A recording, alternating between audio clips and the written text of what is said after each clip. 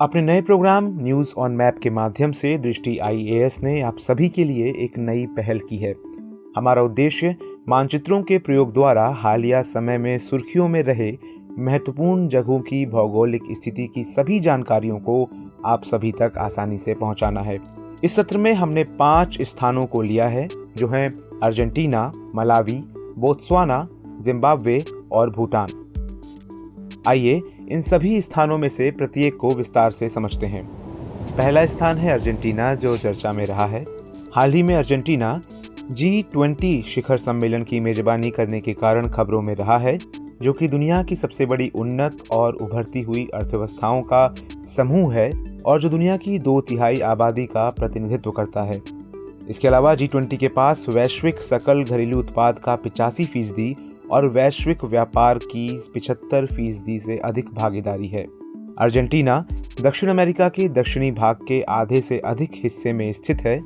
इसका नाम चांदी के लिए प्रयुक्त लैटिन शब्द अर्जेंटम से लिया गया है, क्योंकि अर्जेंटीना बहुमूल्य खनिजों का एक बड़ा स्रोत है। इसकी राजधानी बुएनस आयरस है। यह दुनिया का 8वां सबसे बड़ा देश है और ब्राजील के बाद दक्षिण अमेरिका का दूसरा सबसे बड़ा देश। स्पेन ने 1806 तक 300 वर्षों तक इस देश पर राज किया।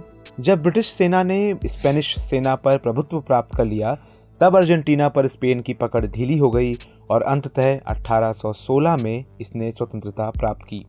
अर्जेंटीना की सीमाओं की बात करें तो अर्जेंटीना पश्चिम में चिली, उत्तर में बोलीविया और पेराग्वे, पूर्व में ब्राज़ील, उरुग्वे और अटलांटिक महासागर और दक्षिण में ड्रेक पैसेज के साथ अपनी सीमाएं साझा करता है। ड्रेक पैसेज अंटार्कटिका और दक्षिण अमेरिका के बीच पानी का एक संकरा भाग है, जो अटलांटिक और प्रशांत महासागरों के बीच एक समुद्रगामी मिलन बिंदु के रूप में कार्य करता है। भौगोलिक दृष्टि से पश्चिम में एंडीज पर्वत श्रृंखला, मध्य में उपजाऊ पंपास घास के मैदानी क्षेत्र, उत्तर में चाको के निचले मैदान और दक्षिण में पेंटागोनिया के पठार पर अर्जेंटीना का प्रभुत्व है।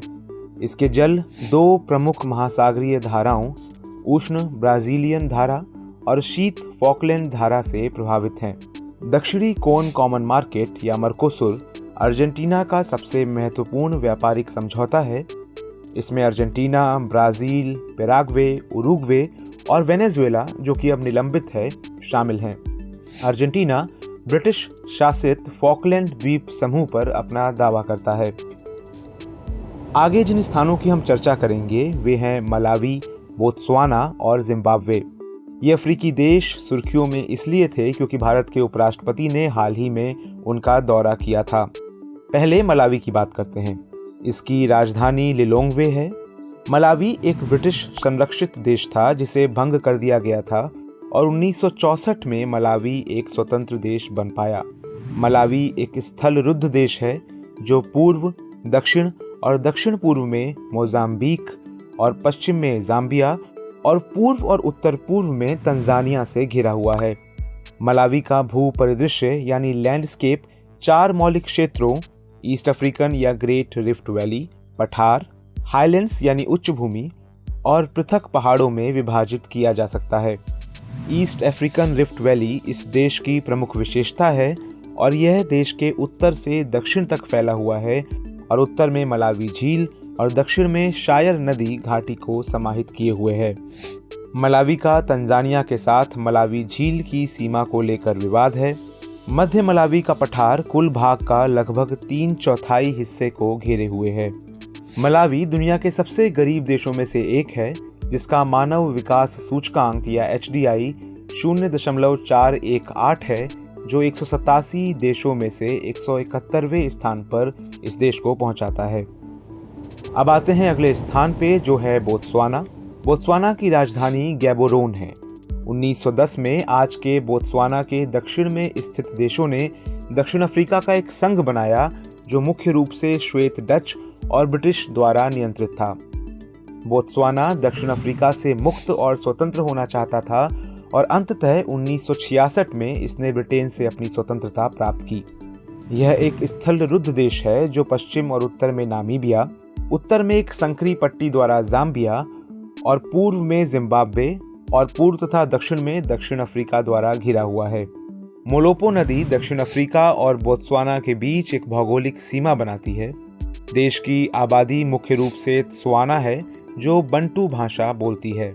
इसके दक्षिण और पश्चिम में कालाहारी मरुस्थल बोत्सवाना के 70% से अधिक भाग को घेरे हुए हैं और 9 अफ्रीकी देशों को स्पर्श करते हैं।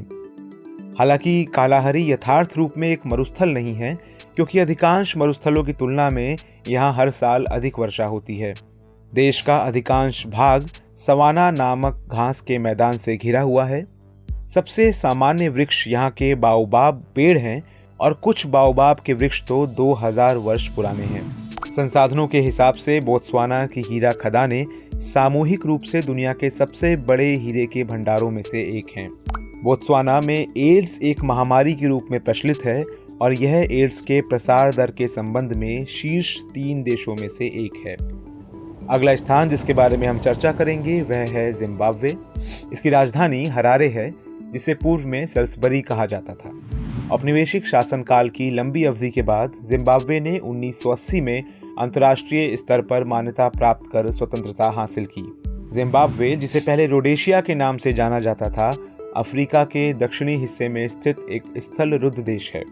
यह दक्षिण में दक्षिण अफ्रीका से, पूर्व में मोजाम्बिक, पश्चिम में बोत्सवाना और उत्तर पश्चिम में जाम्बिया से घिरा हुआ है। जिम्बाब्वे मकर रेखा के उत्तर में स्थित है, जहां मुख्य रूप से सवाना या उष्णकटिबंधीय घास के मैदान हैं। इसकी प्रमुख भौगोलिक विशेषता है व्यापक ऊंचे संकरे भाग, जिन्हें हाईवेल्ड नाम से जाना जाता है, जो कि जिम्बाब्वे को मोजाम्बिक से अलग करते हैं। जिम्बाब्वे और जाम्बिया के बीच की सीमा पर स्थित विक्टोरिया फॉल्स को दुनिया का सबसे बड़ा झरना माना जाता है। अत्यधिक मुद्रास्फीति का सामना करते हुए 2009 में यहाँ की सरकार ने स्थानीय मुद्रा को खत्म कर दिया और अमेरिकी डॉलर को अपनाया। हालांकि हाल ही में इसके वित्त मंत्री ने विश्वास जताया है कि अगले 12 महीनों के भीतर देश के पास अपनी मुद्रा होगी। इसे सहारा देने के लिए एक बार फिर इनके पास पर्याप्त विदेशी मुद्रा भी होगी। आइए अब इस सत्र के अंतिम स्थान यानी भूटान की बात कर लेते हैं। भूटान के प्रधानमंत्री द्वारा हाल ही में अपनी पहली विदेश यात्रा के रूप में भारत का दौरा करने के कारण यह सुर्खियों में रहा है। भूटान की राजधानी थिम्पू है।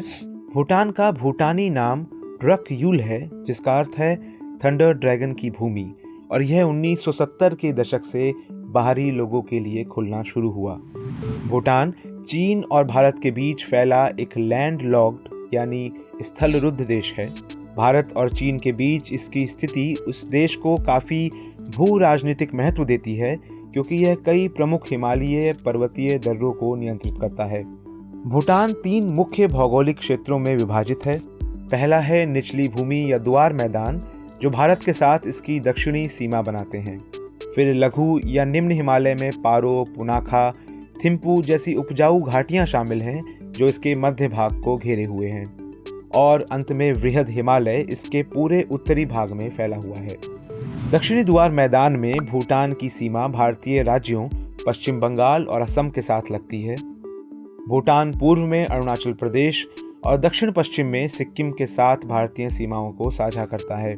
द्वार मैदान रणनीतिक पर्वतीय दर्रों, जो कि द्वार या द्वार के रूप में जाना जाता है, के प्रवेश द्वार का भी निर्माण करते हैं। भूटान दुनिया का एकमात्र कार्बन सिंक देश है, अर्थात इसके जंगल देश से होने वाले कार्बन डाइऑक्साइड उत्सर्जन से अधिक का अवशोषण करते हैं। देश का 72% भाग वनाच्छादित है।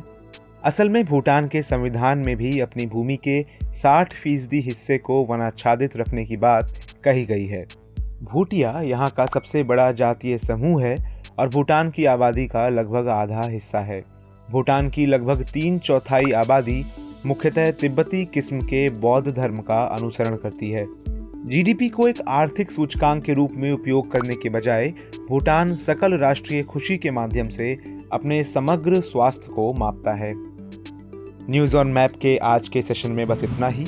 आशा करते हैं कि यह वीडियो आपकी तैयारी में लाभदायक सिद्ध होगा। आपसे आगे मिलते हैं खबरों में रहे कुछ नई जगहों के साथ।